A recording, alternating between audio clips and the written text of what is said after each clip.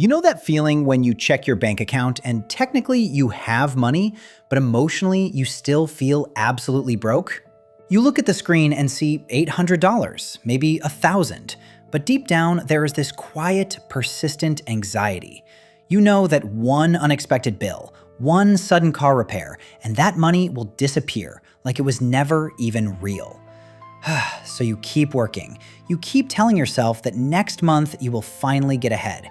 But somehow, every single month feels like you are climbing out of the exact same hole.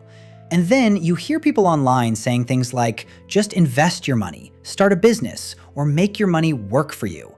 And you are sitting there thinking, with what money? Because when you only have a few hundred saved, money does not feel like a tool. It feels like oxygen.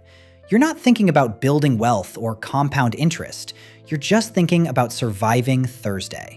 But there is a specific point where money starts to feel different.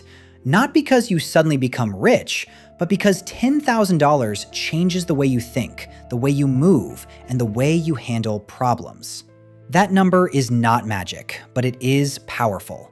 It is what I call the $10,000 rule. For most people, the first $10,000 is the hard line between financial chaos and actual financial control. Going from 0 to 10,000 is not just about adding cash, it is about removing panic. When you have no savings, every normal life event becomes a high-stakes crisis.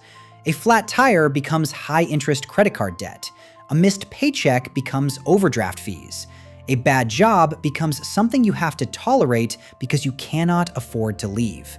You are financially naked in the middle of a storm. But when you have $10,000 saved, you finally have a jacket. It might not be a luxury jacket, but it keeps you dry.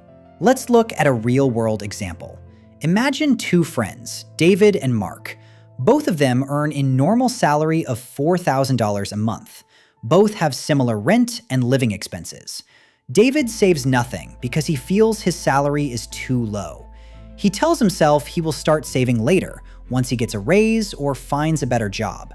Mark, on the other hand, decides to save $500 a month no matter what. He automates the transfer the very morning his paycheck lands, living on the remaining $3,500. For the first few months, nothing looks different. David has nicer weekends and buys things he wants. Mark lives slightly more modestly. But then reality collides with both of them. A major car repair hits, costing $1,500. For David, this is a financial disaster. He doesn't have the cash, so he puts the repair on a high-interest credit card. Now his monthly expenses go up because he has to pay off that credit card debt plus 20% interest. He is stressed, he is paying extra for the same repair, and he has even less room to save next month. But for Mark, the same $1,500 repair is just an annoyance. It is not a crisis. He writes a check, his savings drop from $8,000 to $6,500, and he goes about his week. No debt, no interest, no panic. He simply continues his automated $500 monthly savings to rebuild his buffer. This is the power of the $10,000 foundation. It acts as a series of 3 protective layers. Layer 1 is your emergency shield, which is the first $1,000 to $2,000. This stops small, everyday problems from turning into high-interest debt. Layer 2 is your stability fund, from $3,000 to $6,000. This covers 1 to 2 months of basic living expenses, giving you incredible emotional breathing room. And Layer 3 is your opportunity fund, from $6,000 to $10,000 and beyond. Once you reach Layer 3, your brain finally shifts from defense mode to offense mode. You stop reacting to emergencies and start looking for opportunities. You can invest consistently without the fear of being forced to sell your stocks at a loss when a bill comes due. You can take a course, buy equipment, or start a small side business because you have the capital to back yourself up. This cushion completely changes your posture in the workplace too. When you have zero savings, your job has absolute power over you. You tolerate unfair workloads or poor treatment because you need the next paycheck too badly to risk a gap.